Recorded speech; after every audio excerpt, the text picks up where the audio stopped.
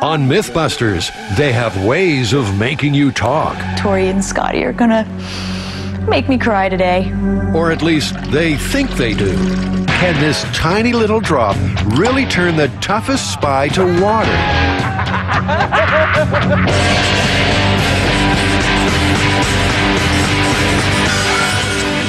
Okay, so we have a weird psychological myth. We have to put the Chinese water torture to the test. Wait, is that the one where repetitive drips of water on your forehead are an effective form of torture and possibly will drive you insane? Exactly. That's the one. Wow. Water torture, the stuff of movies, or something more? Torture victim counselor Gerald Gray has certainly heard of it. It's a process by which the prisoner is immobilized and slow drips of water are dropped onto their head. For how long, I can't say. I'm not sure what's considered an effective use of the torture. To test if and how drips become powerful persuaders, the Mythbusters have two experiments in mind. For the first, they'll create their own torture chamber. They'll need a rack to secure the victim, a brace to keep their head still, and a constantly dripping tap. Tori's on rack duty and seems to be taking unexpected pleasure in his work. You know, we don't need that. Why are we going through all this trouble to build this water torture device? I mean, really, you just buy them a six-pack and they'll tell you whatever you want to know. He'll make a faceplate from an old mold of Adam's head, a kind of torture in itself. Take it off! It hurts! Oh, it burns! I don't want to look like Adam. Carrie's creating a plumber's nightmare. This valve is gate valve, and this is going to vary how fast the drips come. Okay. A constantly dripping tap. So it'll just be little drips off the end, and then one will be halfway in between.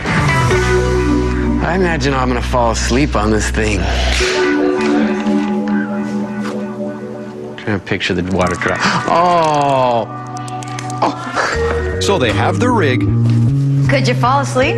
Now, as a precaution, they're calling in paramedics to monitor the test subject's health. You might remember Sanjay from a previous Mythbusters close encounter of the uncomfortable kind. Oh, Sanjay. Sanjay, will you respect me tomorrow? Just relax, you'll be fine. Carrie's being a good sport, and most importantly, she knows she can stop this at any time and be released in seconds.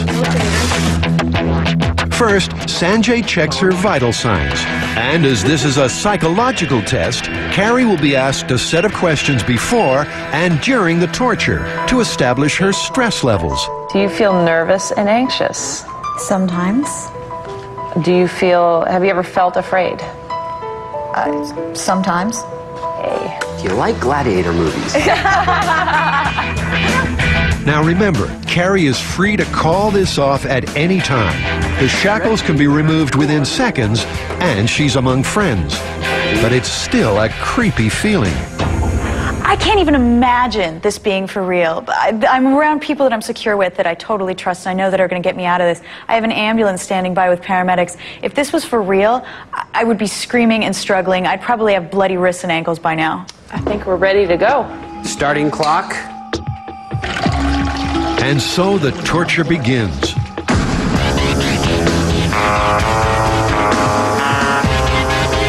Every 2 seconds or so, a fat, cold drop of water will fall, hitting Carrie's forehead in exactly the same place every time.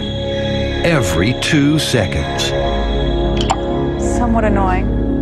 Okay, Carrie, I'm going to ask you some questions. This is like the same one that Scotty asked you. We're just now 15 minutes into this. I didn't think I was going to go 15 minutes. I'm very surprised. Do you feel nervous or anxious?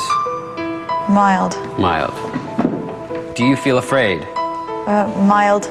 Mild. How easily would you get upset right now? Easily.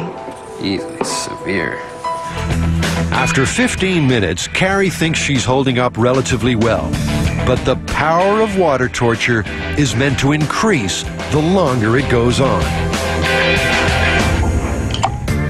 as most of the Mythbusters crew knows, I can fall asleep just about anywhere. And I'd like to attempt to do that here, but there's this fly that's just landing on every exposed part of my body it can. Carrie's been on the rack an hour now. Her vital signs are still within the safe range, but the torture is starting to tell on her emotions. You ready? Go ahead. Okay, do you feel nervous and anxious? Yes. Would you say mild, moderate, or severe?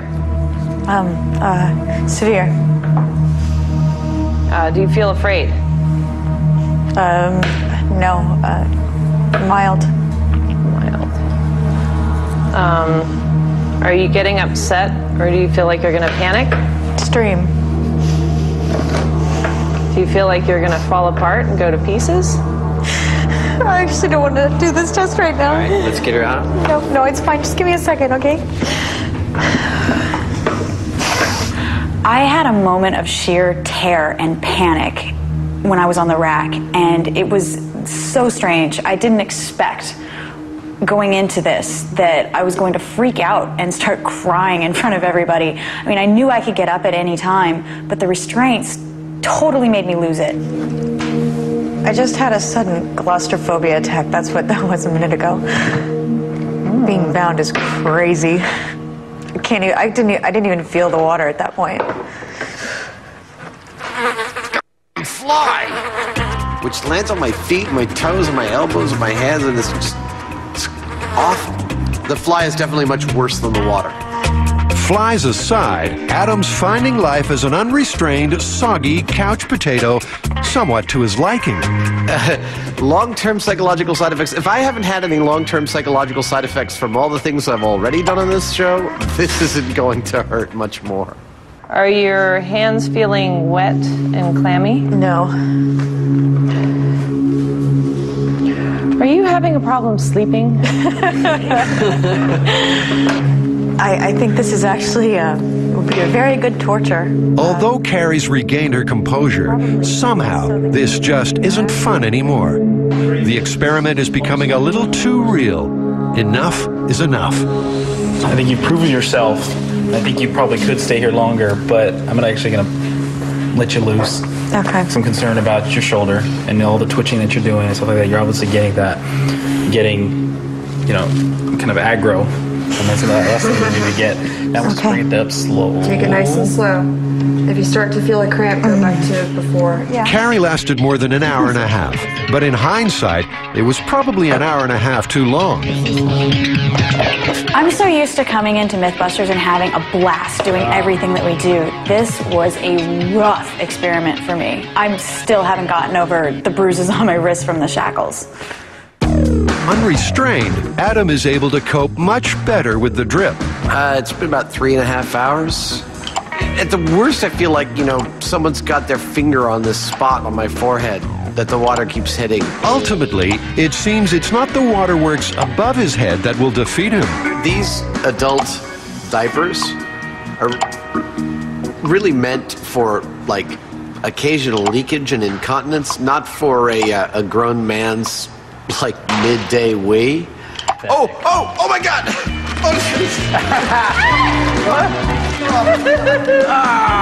In the space of an afternoon, water torture has claimed its second Mythbuster in an unexpected way. But Adam's left in no doubt about the power of those little drops. I'll put it this way. Because you'd have to restrain someone to do that, even if we eliminate the restraints, as we did for me, I felt the pressure. With the restraints, it would be a horrible experience over 8 or 10 hours or a couple of days. You'd not only feel the pressure from the drip, but you'd be itching, you'd be wet, you'd be cold. All of those factors, I'd say, yeah, absolutely, it would be a torture.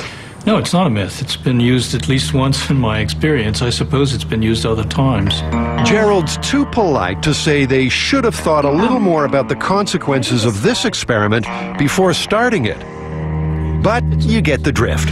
It's a very tricky thing to experiment with, torture. Most people don't know it, but it can be very, very deadly. I went into this thinking of it like a physical endurance test, like climbing a mountain, and I walked away with it with much more real experience. It was much scarier than I expected. Yeah, for sure. I mean, in reality, that's the fear, is that you can never get out. And there's no way that we can ever really, you know, experiment that way. We'll never be able to get there. So let's finish this. We're done with Chinese water torture. Yes.